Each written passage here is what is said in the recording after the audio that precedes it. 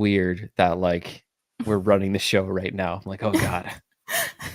We're going to crush it. It's going to be great. Yeah. You're already doing Okay. amazing. What's up, Twitch? So we're live here recording. Well, not recording yet, but just kind of chatting today. And we were talking about the meetup scene in Philadelphia and how it may not be crushing it. But I got some bad news about a Next.js meetup in Austin. The organizer just sent out a Discord message and he's like, I have too many commitments right now and I can't keep this going. And he's like, yeah, if it doesn't, like, if somebody can't pick up the reins, like, we're going to have to drop this one. Oh, but, no. Like, luckily, Austin has 3 or 4 meetups going that are, like, pretty good for the JavaScript ecosystem. But it seems like it's getting harder to have them for, like, specific niches or specific frameworks. Like, we have a Next.js one, which that's the one that like, might go out. We've got a JavaScript one, a React one, and a Remix one. And so they're all very, like, web-focused, but maybe a little too specific. Like the JavaScript one, the most general one, seems to be the one that's doing the best. Yeah, I've actually heard good things about like the tech scene in Texas at large. Yeah. I haven't been to any. Oh wait, no, I heard about a couple boot camps that are active in Austin. I know Dallas has a couple meetups that I've heard of, but like Philly right now, Philly's in a weird like position because Philly. How do I describe this? First of all, let me just preface by saying I love my city. I don't want anybody to think I'm trying to dog Philadelphia because I'm not. But it is like a little bit dead when it comes to tech, especially on the website. I feel like we have a lot more. I've heard a lot more about like cybersecurity meetups and things like that. But if you're interested in web development, it's much harder to find. Like I know of one that happens once a month it happens pretty consistently. There's a few people that come. The one time that I went to a meetup in Philly where I felt like, oh wow, this was a really nice turnout was when it was like a bunch of different like language groups merged together into one like mega meetup, if that makes sense. Sure. But I feel like generally speaking, like from what I gather, because usually when I travel to do a conference, I'll try to hit a meetup in that city as well.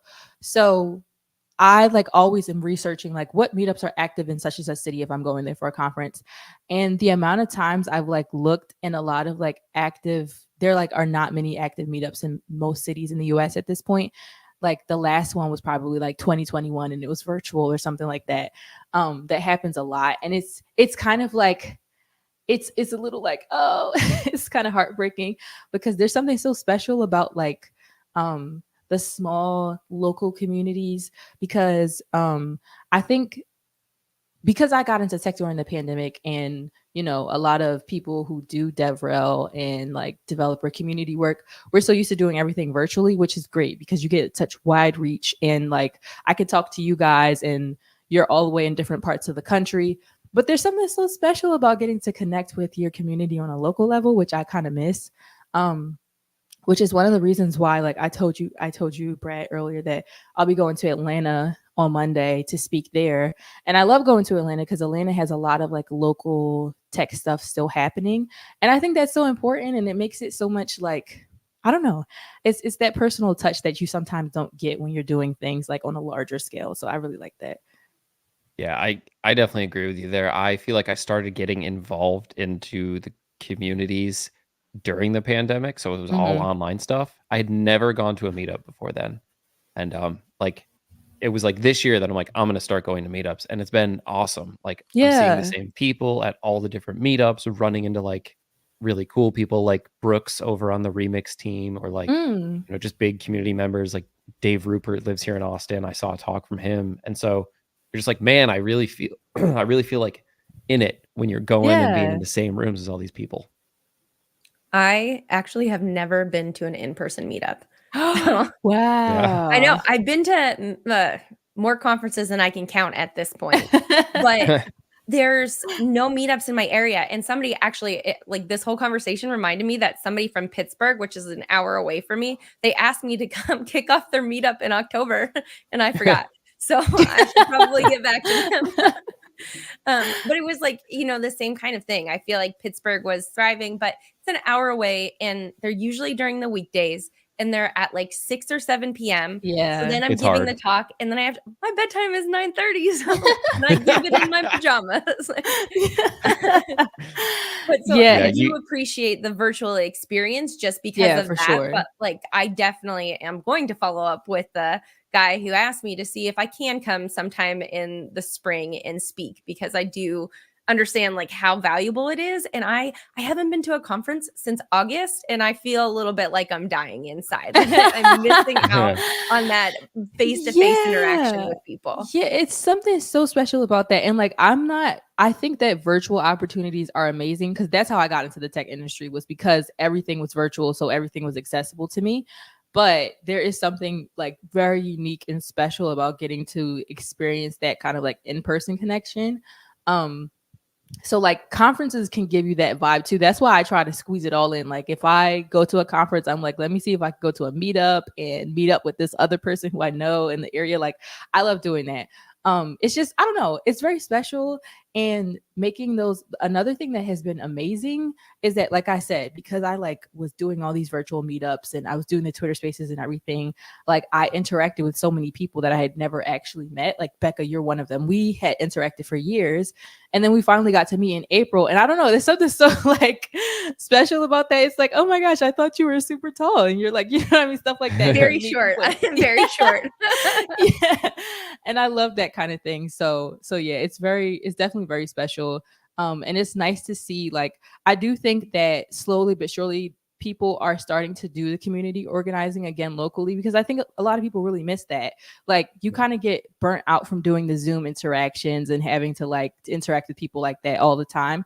And I think a lot of people really, really want that in-person connection. It's just a matter of like who has the guts to take this on, of like organizing everything, because that's a lot of work too, which I don't think a lot of people like even realize how much goes into planning a meetup regularly and having like food and having sponsors and all that kind of stuff. So it's a lot that goes into it. But yeah, I do appreciate the work that those like local community organizers are doing, and I try to support them when I can.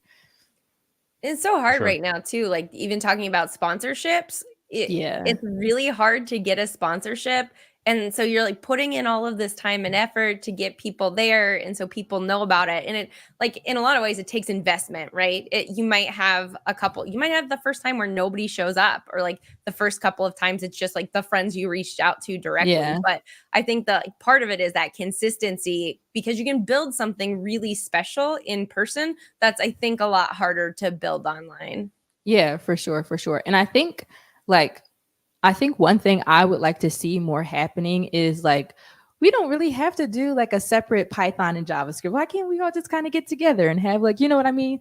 And switch off maybe every other week or every other month or something like that. Because I think that coming from the perspective of like having to coordinate sponsorship, like number of attendees is a really big part of it. And I think that, you know, sometimes we do get caught up in like wanting to be very language specific. But I think it's okay to like mix it up a little bit, because if you get those numbers up of attendees, that's when like the sponsorships become easier to acquire. And also it's just so much nicer to like give a talk with people who are attentive and they're like, and it's not just like 3 people out there. Although I have given talks to crowds of like 2 or 3 people and it's been nice, but yeah. I feel like it's harder to give a talk to 2 or 3 people because they're the only ones there. You're like, oh my gosh, what if this one person hates it? Or like if this one person is like an expert in the thing that I'm talking about and I'm just like, you know, that happened to me for the first time in November. I brought my sister to a conference that was in the Poconos, so it was a few hours away from me. And I was so glad that she came, because I just looked at her the whole time, because it was like 2 or 3 other people in the room. Thankfully, nobody asked me any like crazy questions, but it's also like when it's that few people, you notice when someone isn't paying attention, you notice those kind of things, when normally if it's a bunch of people, you just kind of like stare into the distance and like, you know, so it is definitely a lot more like high pressure. And those are the times when I'm literally like, this is going to be the time when like the Einstein of identity security is in the crowd and he's going to be like, hey, I actually know everything about this and you're wrong, or something like that. You know, like that's like my biggest fear. That's when you I just gotta turn it into, like, a conversation. It's just like, Yeah. at this point, I'm just talking to y'all. This is the material. Ask whatever you want. We'll Yeah. go through at the pace you want. Like, you tailor it. I went Yeah, to for a sure. session at that conference where it was literally me and the presenter, and he basically just taught me Laravel for an hour, and I was, like, Wow. so into it. That's so cool, actually. a couple of years ago, I was giving an intro talk and I asked the question before the talk, like how many people have experience with this technology. And the majority of the room, which was pretty packed, like, I don't know, there were probably 60, 70 people in there, which is larger than I'm used to speaking in front of them.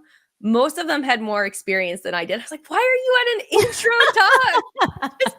Does somebody else want to give it? Because that's fine now. You know what though? I always feel like in my in like my experience, this is what I think I bring to the table, because I'm oftentimes giving like the very like introductory, or not very, but I always assume that I am, since I'm newer to the industry. I feel like people who are newer offer such a great perspective, and I think that's sometimes why it's important. Like, I think about this a lot because I'm still newer, but there will be a point where I'll be like super senior and like principal level or whatever, and so you'll lose that connection to the beginner perspective. And I think going to those introductory sessions kind of teach you, oh, right, I forgot how confusing that can be. I forgot where like that's trips a lot of people up. And also sometimes seeing the way someone else explains it, especially when you get to a point where a certain thing becomes like intuitive, so you don't even really understand why you understand it, but you do when you hear someone explain it, it can be so helpful. So that's what I tell myself. That's what I tell myself before I give my little like introductory session, because I know there's going to be people in there who probably have been in the industry like as long as I've been alive. And so I'm just like, no, like everything's gonna be fine. Like they're gonna find value in this, because like I said, I do think that I think that's one way that people kind of keep themselves like in tune with like what the beginners are experiencing and all that kind of stuff. Love that perspective. That's awesome. All right, this is a perfect segue to actually kick off the recording. There's too much good stuff, and we got to get it into the podcast. Okay, so we're gonna go ahead and kick this off. I don't think I do anything special. We just start it. And for everybody watching, this is like our first time, like myself and Becca's first time, like organizing this show. So, hang on to your butts, I guess. Okay, here we go. Let me get the music ready. We got to have music. All right. Welcome to another episode of Compressed FM, a podcast all about web development and design with a little bit of zest. In today's episode, we're going to talk about all the different places we can share our content and learning how learning React has changed over the years. Web development and design, who would have guessed? Well, we can do them both, even add a little zest. So turn up the volume, get ready for the best. Let's get it started in this episode of Compressed. Hey, y'all, my name is bradgarropy, and I'm a front-end developer at Atlassian working on Confluence. Hello, friends. I am Becca. I am the DevX lead at OpenSauce. And just an aside, Brad, I think when you are like lead host here, we should play your version of the intro song. It's very like dark and remixy for sure. And we want to welcome Ciara here today. So go ahead and introduce yourself. Thanks so much for having me, you guys. I'm super excited. My name is Ciara Ford. I'm a developer advocate at Auth0 by Okta. Right now, I'm working on a lot of stuff teaching JavaScript developers, React developers, Next.js developers about identity security and how to integrate things like multi-factor authentication, passwordless authentication, all that kind of stuff into their applications. Sweet. So I guess a lot of what you're doing is like meeting developers where they're at in their React apps and showing them how Auth0 and Okta fit into what they're doing. Yeah, pretty much. I do a lot of talks around that, especially on like how to integrate those like our technologies into your existing applications. I also do sometimes workshops for people who are more experienced or people who are like complete beginners, showing them the ropes of identity security, because I think most people, when they think about anything in the security realm, they're like, oh my gosh, like that's too much. And they're right. It is very complicated. And that's where like Auth0 comes in, and that's where I come in. So I try to make those things a little bit easier to understand for everybody. You're using a term that I feel like I haven't really heard before. I always thought like Auth0 and Okta did like authentication or authorization, but you're saying this term called identity security. Is there something more behind that? Like, what does that mean? Yeah, so I think identity security kind of encompasses a lot more because we're looking to cover more than just like authorization, authentication, even though those are like the core pieces. It's such a wide field. There's so much in it. I'm still figuring out the ins and outs, honestly. If you've ever seen any of those like diagrams of like computer science, and they'll have like the cybersecurity section that's humongous, and then the identity security section in that is humongous. So I think that like we're using that term to kind of like encompass everything that we want to offer, because our main goal is to make sure that we're allowing developers to build safe and secure products for their customers. Yeah. Yeah, and I guess that's why you need the security piece. Like that's what makes it very difficult. You know, you can totally manage your own users table, but like when you want to make sure it's really safe and that stuff doesn't get Yeah. leaked or you don't get hacked, that's where you bring in a third-party resource for that. Yeah, for sure. And I think I saw a tweet about this the other day, which I think is going to tie into what we'll talk about with like React and everything. Somebody was actually specifically talking about React and Next.js, and how like try building a React application without all the fancy things that Next.js offers you. And you'll see why it's so valuable to have something like Next.js. And it's the same with like building your own identity access management system. Try building it on your own and making sure that it's foolproof. And you got to read all the because there's so many white papers out there and standards for how you're supposed to do things to make sure everything is secure. And you'll quickly learn, like, I would rather be building other things. So sometimes it's better to like offshore those things to third parties, because it can get kind of, pretty quickly. Yeah, like I recently went through the exercise of like building authentication with Remix and just kind of using like cookie sessions to like store that. And the base case is actually pretty simple to implement. But as soon as you get to like, oh right, I forgot my password, or I don't even remember my email, or what if I want to integrate some other authorization provider, you realize like this is a product in and of itself. It can take way too much time. Yes, for sure. And like, that's the thing. It could take a lot of time. I was like, so this is my philosophy as like a developer advocate. And I think a lot of developer advocates feel this way. When you're primarily working in dev roles, sometimes you can lose that connection from the developer experience. So I try to replicate what the developer is going to go through when they're building something. So I try to start with, like, when I first started at this company, I was like, let me try my hand at building like my own auth system. It gets complicated so fast, and it does seem very simple. And I think like if you're building, your own little app that no one is going to be using, it doesn't really matter that much. But first of all, you never know when a little idea can become something that generates income for you and become a real product, or whatever the case may be. But also, if you are building something that's a little bit more serious and sophisticated, like, you really need to keep in mind like user security. And it's a very complicated issue. It's a very important issue because the stakes are high, but it's so easy to get it wrong, like so easy to get it wrong and to mess things up.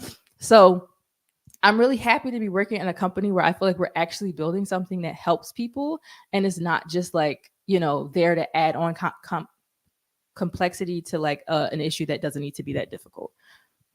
Yeah. So you're saying like you really want to go through the same experience that developers who are integrating this are having. Yeah. I guess this is a really good jumping off point to just like what tools are they using to build with, and have you found like a change in, let's say, the React ecosystem in how you're integrating Auth0 and Okta into their projects? Like, for instance, React used to be React didn't used to have hooks, right? And so like I'm sure Auth0 probably went through like a big transition as hooks came out to make everything align with the state of the ecosystem. Yeah, our latest, so I work more so now with Next.js than anything. And so Next.js recently, it wasn't really that recent anymore. It was maybe like a year and some change ago, I think. they introduced a new system for routing. So it used to be just the Pages router, and now they have the app router, which was like a revolutionary change when they first introduced it. Like they have so much content now trying to teach people how to switch over to the app router. And so obviously for us, that affected not just our documentation, but also just the way our SDK worked in general. So that has meant that like when that was first introduced and I first decided that on this team I would be focusing more on Next.js because I wanted to like upskill. I built an application. It was this is so silly. I built a course page that was going to teach people about my favorite K-pop group. Super unserious, but I built it using first the Pages router so that I could get familiar with what that experience would be like. And then I used the app router.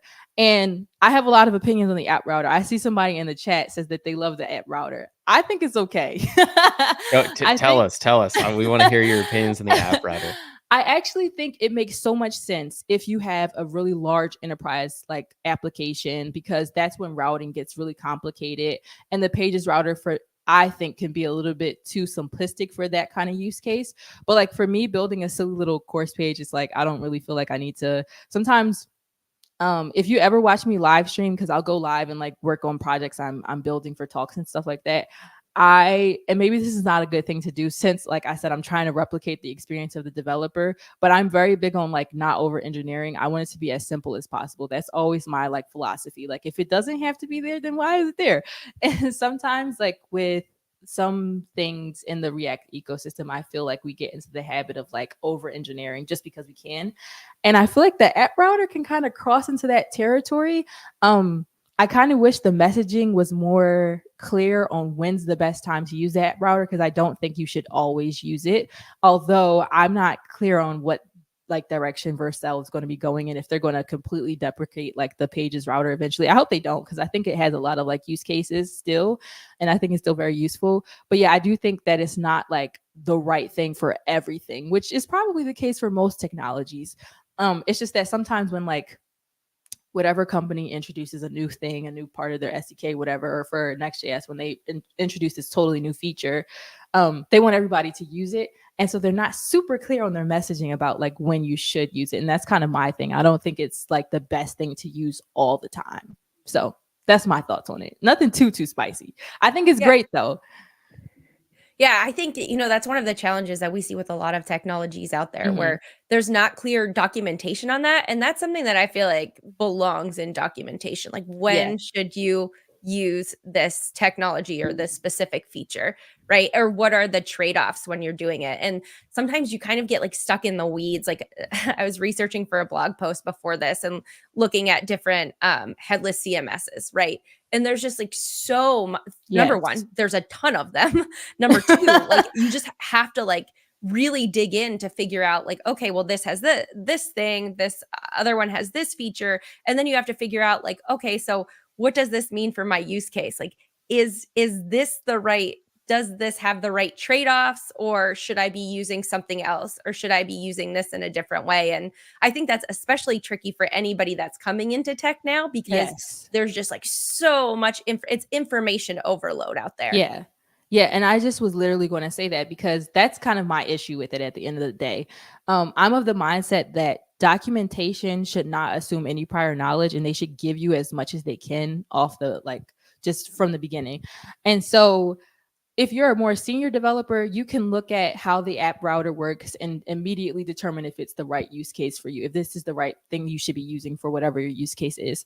But if you're newer, if you're a junior developer, or if you're someone who's just getting into the tech industry, it might be harder to decipher those things. And so that's why I'm a big proponent of like being super clear and explicit in your documentation in these things.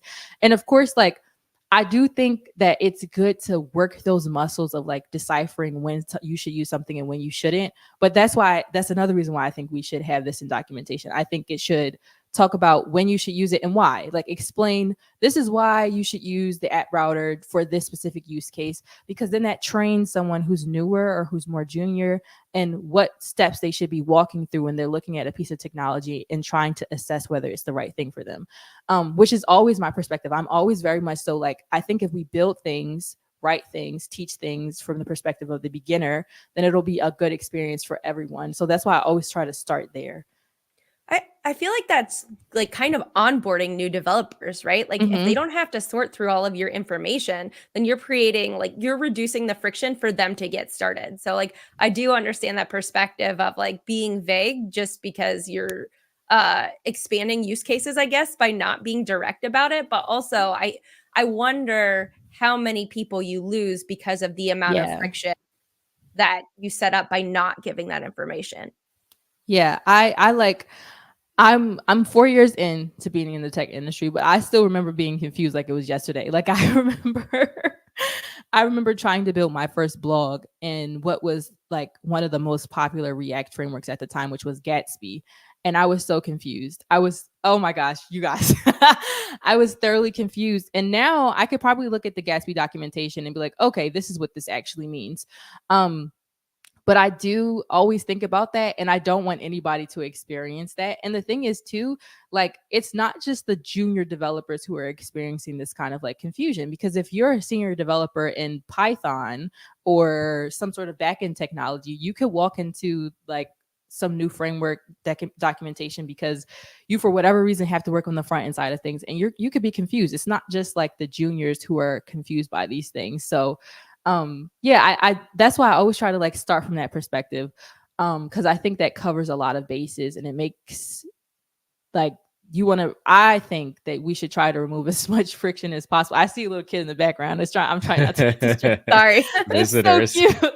That's adorable. But but yeah, I think that like removing as much friction as possible is like the best way to go. And I told you guys, I'm a lazy developer. I want things to be as simple and easy as possible. So I'm always looking for the thing that's like as easy to get started with as possible. And I don't know, I just assume most developers are that way, especially if you're working under the clock and you've got deadlines. Nobody has time to be like, researching a whole bunch of things. And sometimes you have to make quick decisions. So as much information as there as possible can be really helpful. I have like a slightly hot take on Gatsby, and then I'll stop talking. But so my blog is in Jekyll, and I feel that their documentation is not great, but I hear like the community is great if you have questions. So I've just been with it so long that I'm like, okay, I know what I need to know and I can do this. But I tried to use Gatsby at one point to like redo. And what I found was like there was too much information. It was information overload, and I could not sort through what I needed to do because there were so many different like use cases, but the documentation didn't seem organized to me. And so I couldn't, it was like, that guy like looking at the chart and like has the lines to all the things. I'm like, okay, I think I need that. And this seems good, but do they fit together? So my hot take is sometimes you can have a little bit too much, and that's really evident if it's not well organized. I think like you can have a ton of organization, a ton of documentation. If it's organized, then people can navigate it. And that's like a huge part of making a good developer experience. For sure. I also feel like Gatsby was a bit over-engineered, if I'm being honest. Like it comes with a lot under the hood that I just was like, whoa. And I think for me at the time, that was like too much. Right. Not to like, I don't want to even start up any like React framework, whatever competition. That's not what I'm here for. But I've recently been working with Astro, because I'm trying to redo my own personal blog. And I felt like they nailed it like perfectly. If you go through their documentation, they have like very clear getting started like spots for each like experience level. And that makes it very easy to like navigate. And they like offer a lot of like upfront information, but not in every piece of documentation, so that it's like, again, oversaturated or whatever the case may be. So I really enjoy like the work that they're doing over there. I feel like they've nailed like a good developer experience when it comes to documentation. Yeah, that's just one of those examples where Astro is the right tool for the job if you're making a blog. You know what I mean? It is just custom made for that. And I think Gatsby was great at the beginning, but it was unfortunately positioned from an educational standpoint because there were a lot of beginners. And what is the first thing a beginner want to do? They want to build a blog. And so, let's learn Gatsby because that's the best tool to build a blog with. Oh, and now I need to learn GraphQL. And it's just the hurdles there to get started was so much. And now you're taking somebody who's like still kind of figuring out a little bit of JavaScript, a little bit of CSS, and now you're teaching them these back-end technologies that are, they just have use cases and applications way beyond what they need at the time.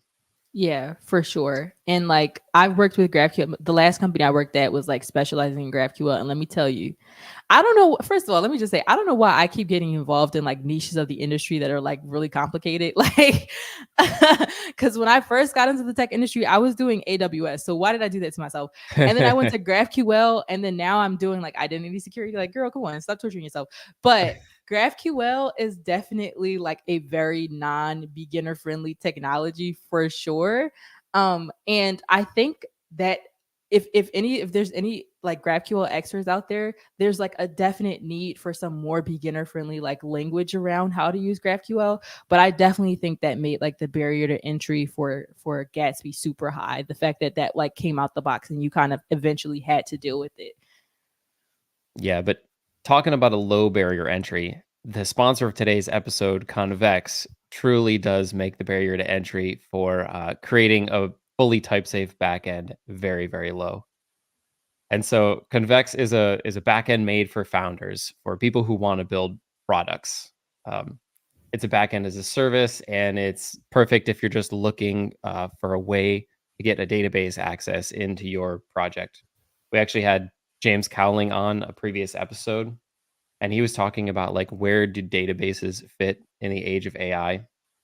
And honestly, it's kind of hard to predict, right? Like you can ask AI a question 5 different times and it's going to give you 5 different answers. And so now with our responses being so dynamic, where do databases fit in? And at the end of the day, you're going to have data, and that needs to be your source of truth for an application that you're building. And Convex is the best way to get that going. So y'all check them out. Convex, the sponsor of today's episode. Thank y'all so much. That was Okay, an amazing segue. That was Yeah, so it was. great. That was like professionally done. Wow. So I want to keep transitioning a little bit and talk about like you've been building on the app router. Can you give us like 1,000-foot view of how authentication works in the app router? Because the app router lives in like a weird space between like server and client side. What are like some of the places where you insert authentication into that flow? I honestly don't think it works that differently from the Pages router, to be honest. Yeah. It's just that like the thing with the app router that I think is complicated, that maybe doesn't have much to do with how you handle authentication, to be honest, is more so like I'm trying to figure out how to word this. It's more so like how you handle like I think for me anyway, the thing that I found complicated was the server side components. I was like, what's going on here? And I don't think that has much to do with like, I don't think that becomes any less or more complicated when you add Auth0 into the mix.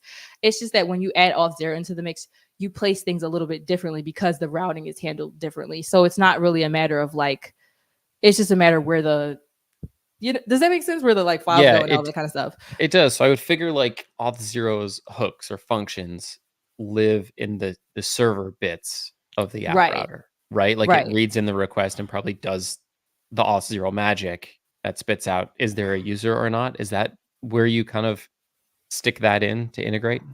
Yeah, now you're making me want to actually look at like some code that I have, but I feel like, yeah, I think it's honestly the thing that I appreciate about Auth0 is I feel like they simplify the process of getting all that together, because it can seem complicated, but I don't think it has to be. It's again just a matter of like where you're putting things, and if you're following like our documentation, I feel like it's pretty good as far as like telling people how to get started with and making that initial integration with Auth0 with the app router. Now I will say, if you are converting from app router to reverse that. If you're converting from Pages router to app router, it does get a little bit more complicated because now you're trying to figure out like where things should go. It does.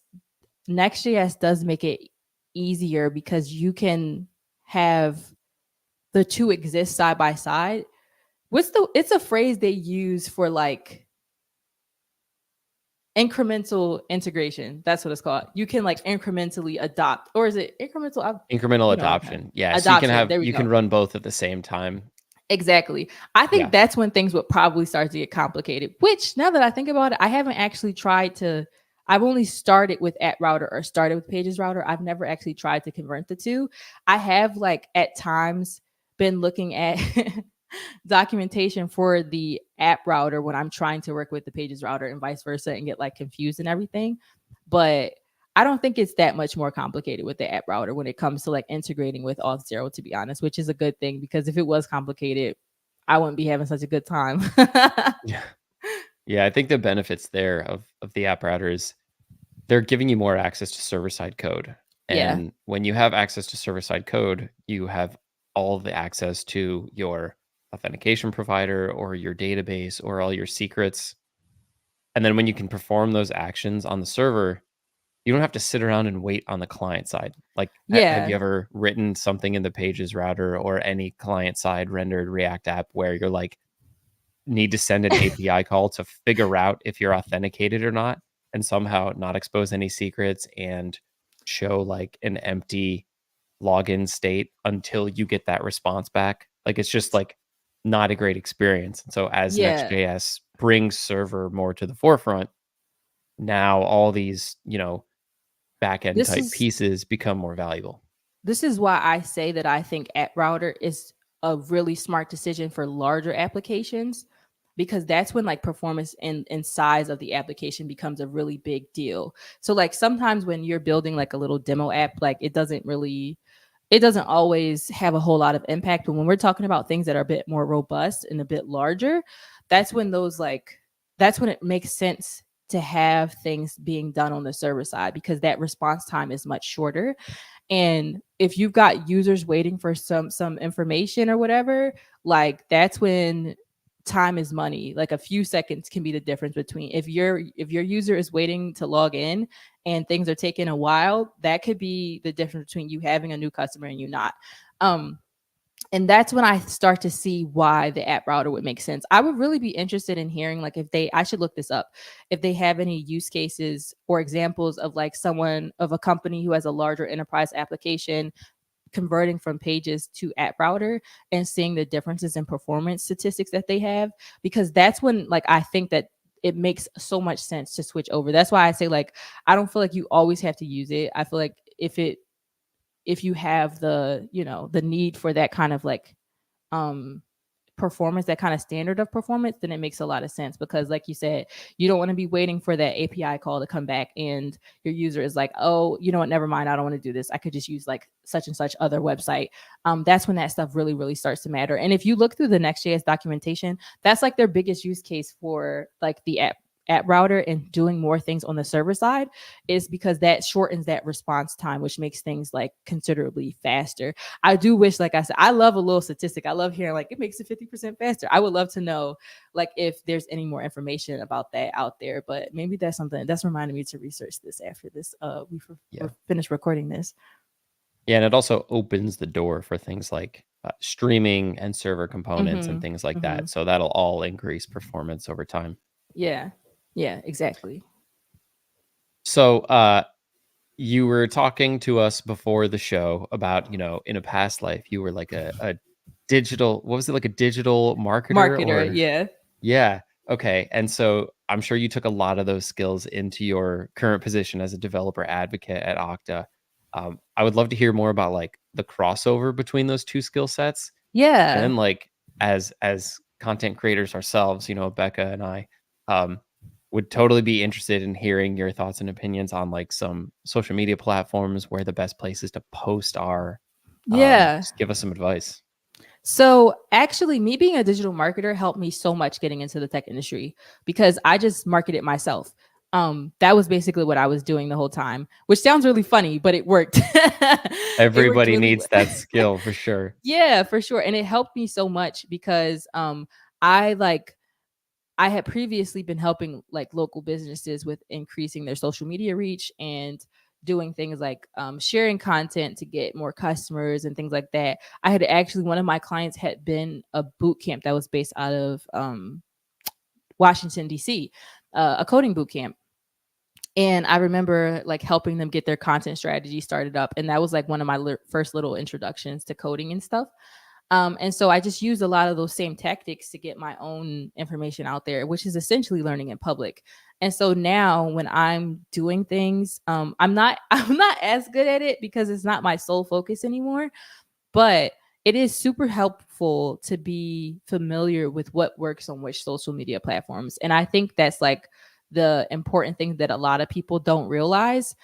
I don't necessarily think that you have to be super active on every single one because there's so many and each one is different. So there's like a lot of context switching that you have to do that can be mentally draining and exhausting. But I do think that you should have like your staple, like a handful. I think it's good to be present in more than one place.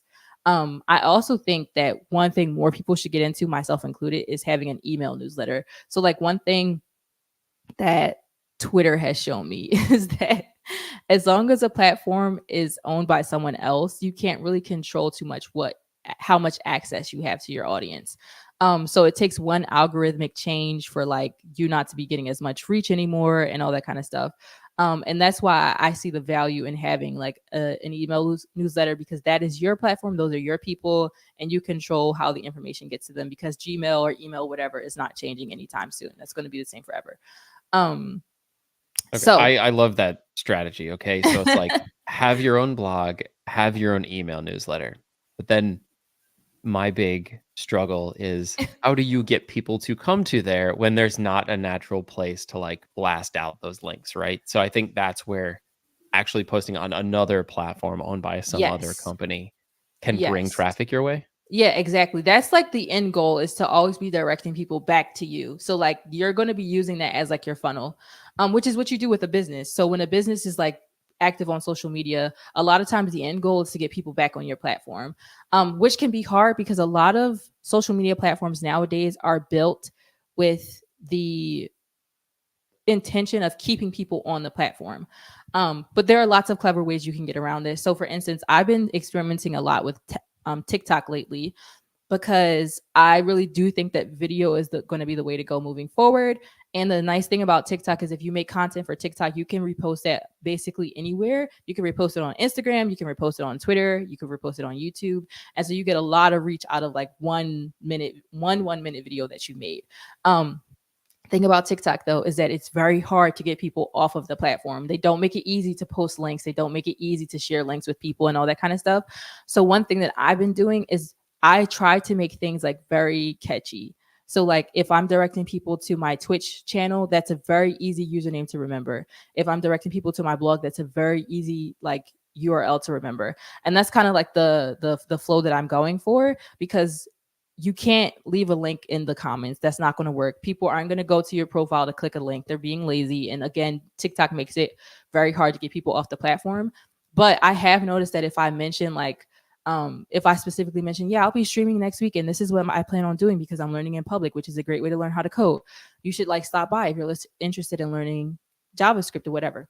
People will go to your Twitch stream. They will go to your Twitter account and like follow you there. And the goal is to keep people in your ecosystem. Like if they're watching your YouTube videos, your TikTok videos, whatever, the eventuality is that some of those people are going to make it back to your platforms. They're going to like, I've seen this happen with myself. There are TikTok creators, there are Twitter like content creators that I follow. And I'm like, wow, I love your thoughts. Like I want more of this. And so a lot of times that kind of brings you full circle with eventually you'll have that person in your ecosystem. And this is exactly how it works with marketing at any like enterprise company. Startups too, they all like use this tactic where the social media is just a broadcast channel and the goal is to like pull them back into your ecosystem. And so that's how I see it. So everything that I share, and this is like a great way to like work smarter and not harder. Everything that I share ties back to like something that I'm already doing. So for instance, like, No, go for it. I was going to say, for instance, I have been talking a lot about like how I'm doing work with identity security. This is like a consistent theme that is across all of my social media. So people know what they're going to find, and they're going to be here because they're interested in that subject. So they know what my content is going to be about. And so it keeps me from having to like keep reinventing the wheel and keep coming up with new things. So that's why it's really good to also have a niche. Again, this is like basic social media tactics. Having a niche is like perfect. I think, Becca, you're a great example of this because everybody knows you're the open source person. Like everybody knows that, like if you have questions about that, you go to Becca. And that's like, that shows that you have very, very powerful online marketing. And you could just take that a little bit further by like expanding to more places. So you'll start like making a couple videos on TikTok or posting a couple little things on Instagram. And then eventually you want to pull people back into your newsletter or to your blog and those kind of things. And then once you get that, that's when you start making money because you can tell people, hey, business, I have this many viewers. I have this many people opening up my newsletter. You should sponsor me. And that's kind of like how it goes. Okay, so that was like, I love that so much. And that was going to be the question that I asked. So I have recorded a couple of YouTube shorts and I am not good at it. Like the 1 minute thing, it just stresses me out so much. And the first one I recorded, it took me an hour. Like I was messaging like James and Mark Texan, and I'm like, how do you do this in 1 minute? So do you have tips for how to like, I don't know, approach that content? Because I think like primarily I write blogs. And so that's like, I don't know, a 3 to 7 minute read or something. Very comfortable doing that. That like brevity of 1 minute just seems so overwhelming. Yeah. First of all, one thing I will say is you don't have to do every platform. Like I'm much more comfortable with TikTok because I'm not a rehearsed kind of person.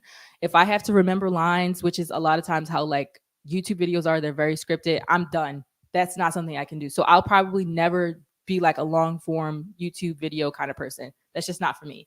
But with TikTok, you speak in very short sentences and you try to get to the point as much as possible. There's like a cadence of how you do it. So a lot of times this is kind of like my formula. So I'll state whatever the problem is. This is the problem that you're probably dealing with. And then I'll say why I'm an authority for speaking on this problem. So you probably have dealt with some issues with such and such security thing.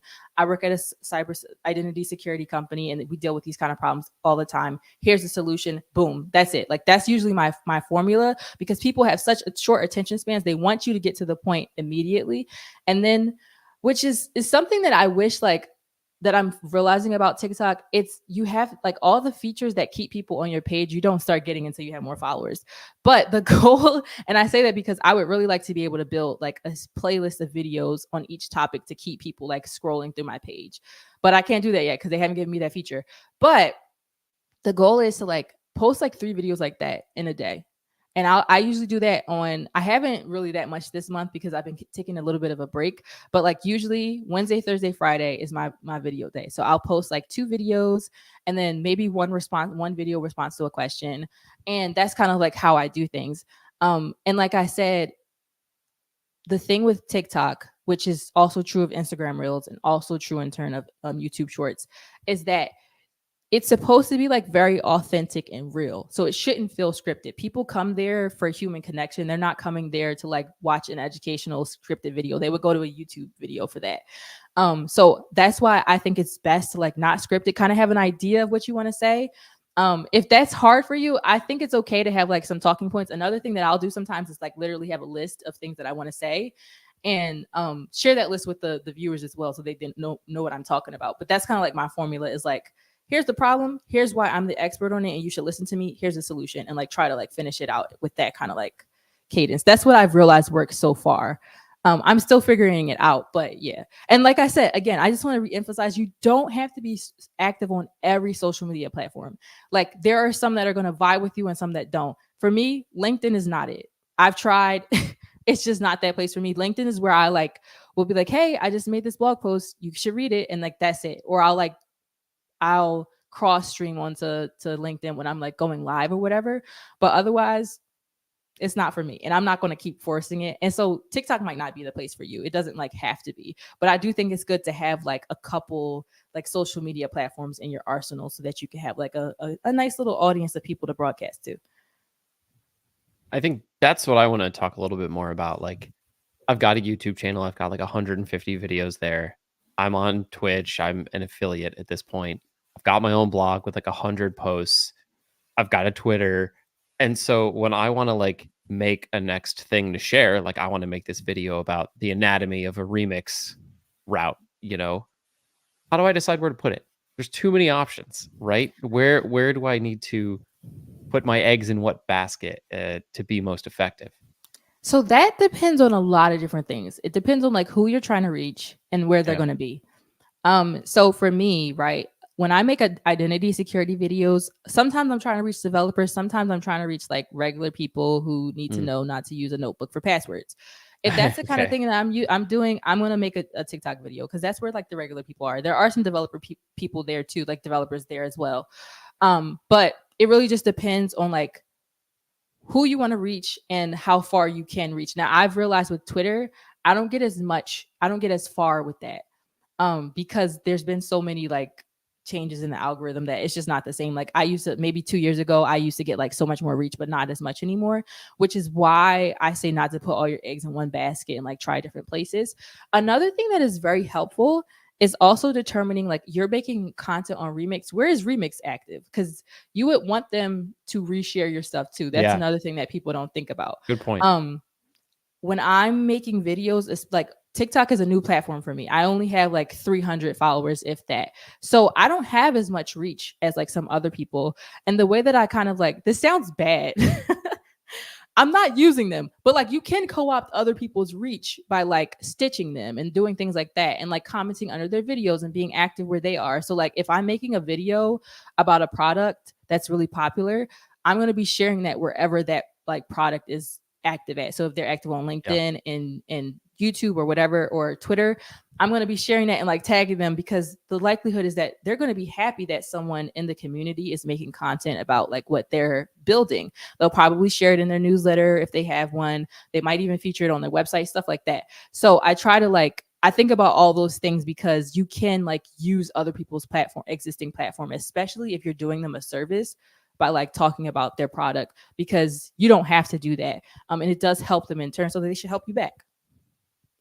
This is big brain stuff right here. Like I never thought about posting on social media this much, but like you're really bringing a lot of like, this all makes sense. This all makes sense. You want to grow, you want to connect with people. This is how you do it naturally without feeling forced, Yeah. This is just, it's like how you run into somebody at the same place frequently. You just kind of like rub elbows with the people that you want to talk to where they're at. It makes a lot of sense. Yeah. And then also like when you're on a podcast, if you're speaking, it is not bad for you to share where your social media is.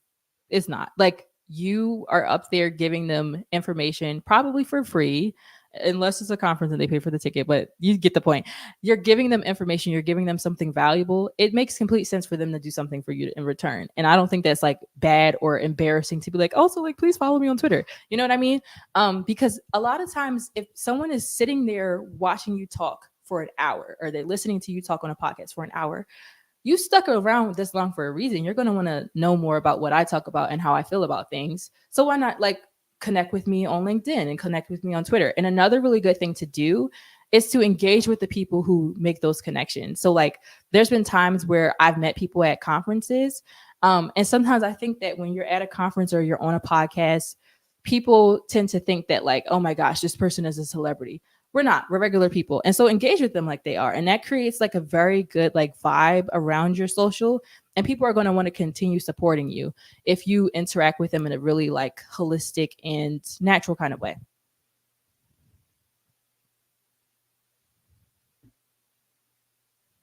We need the sound effect for awkward pause. I was literally just about to post her Twitter. You beat me to it by like doing half that. a second. I was like, you're right. We should share her socials. Okay, I got another question for you. What kind of tools are you using to analyze the impact of what you're doing on social media? Are you just using the built-in stuff, or you got something special? I am using the built-in stuff. Should I be using something else?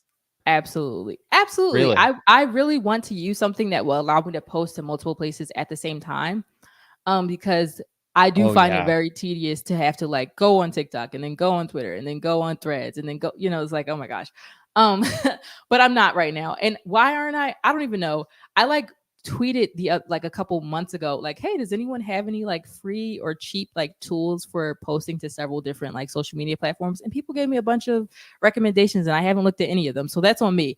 But I do find that like analytics from like built-in analytics can be a little bit tricky just because sometimes they're inflated. Like, I don't know if you've ever looked at like the Twitter analytics. They'll be like, this tweet that has 0 likes got 1,000 views, and it's like, I don't know about that. Like, but they can be helpful, especially if something is doing very well. I find that it's good for me to keep in mind when I post it, like what time and what day that I posted, whatever the thing is, to see like how well that it did. TikTok offers really great like analytics. That's one thing I will say. I think they give a really detailed view of like what time people are watching, what time people drop off on the video. They'll even tell you what locations people are in, so that can give you an idea of what's the best time to post, all that kind of stuff. But yeah, I'm raggedy, y'all. I just use I like for Twitter, I don't really look at much unless it's a live stream. I want to know how many people like watch the replay and watch live and all that kind of stuff. But I do generally keep an eye on like what time I posted, because that can be a good idea of like when you should post again. And also I keep track of like there's a lot that goes into making something go viral on Twitter or TikTok or wherever. So like I keep track of like, what was my wording like? How did I like word this? And where did I place this link or this picture or wherever? And I do the same for TikTok, which is how I came up with like that method for how to deliver a message there. Because when I use that method, my videos perform better. So that tells me like this is working. So those are the kind of things I keep track of. I don't do anything like too extra because I'm lazy.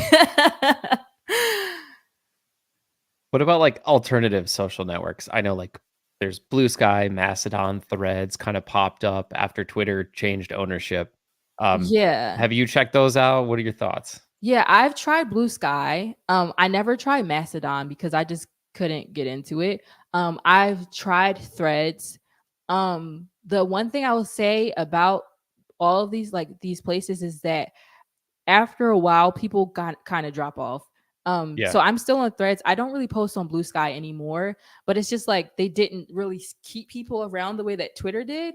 But it doesn't hurt to like rebroadcast there. So like sometimes I'll share, and also Threads is like a baby Instagram. Like pictures do really well there for whatever reason.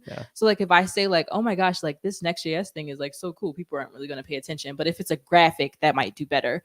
So that's why I say it's like baby Instagram. It's like I might as well just, you know what I mean? But it's like a great Instagram place. with text posts, you know, right, like exactly. And I was like, I kind of dig that. Like Threads would have been something I would have attached to, but it seemed kind of dead over there. So I never did. There are the thing I will say about Threads is that it's a great place for reposting like things you've already done. So if you've made a tweet that went really well or an article that you really like, it doesn't hurt to post it there. If you made a TikTok you really like, doesn't hurt to post it there. I don't think that you have to like, that's the nice thing about Threads, which is why I still use it. I don't feel like I have to think super hard about like, how do I word this and where do I put these things to make sure that it like, you know, I just repost things that I've already been doing because I like to work. I'm lazy. I like to work smarter, not harder. So that can like, and the nice thing about Threads is that for me anyway, I like posted a couple times and got like 1,000 followers within the first week I was there. I haven't seen much growth since then, but that's 1,000 new people who are in my ecosystem.